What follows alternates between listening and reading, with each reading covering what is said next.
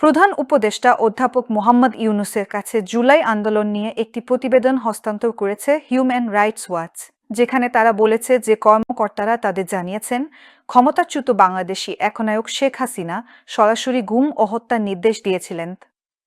সংগঠনটির এশিয়া অঞ্চলের পরিচালক ইলাইন পিয়ারসনের নেতৃত্বে একটি প্রতিনিধি দল অধ্যাপক ইউনূসের সঙ্গে সাক্ষাৎ করে এবং বাংলাদেশের অধিকার পরিস্থিতি উন্নয়নে অন্তর্বর্তী সরকারের সংস্কার উদ্যোগের প্রশংসা করেন। ছাত্র জনতার নজিরবিহীন গণঅভ্যুত্থানে গত ৫ আগস্ট দেশ ছেড়ে ভারতে আশ্রয় নেন শেখ হাসিনা। বৈষম্যবিরোধী ছাত্র জনতার আন্দোলনের সময় গুলি করে হত্যার অভিযোগে শেখ হাসিনার বিরুদ্ধে হওয়া মামলার সংখ্যা ২০০ ছাড়িয়েছে। এছাড়া গত বছরের ২৩ সেপ্টেম্বর আন্তর্জাতিক অপরাধ ট্রাইব্যুনালে শেখ হাসিনা সরকারের বিরুদ্ধে প্রথম গুমের অভিযোগ করেন এনামুল কবির নামে এক ব্যবসায়ী। ২০১৮ সালে তিনি ১০ দিন গুম ছিলেন বলে দাবি করেন।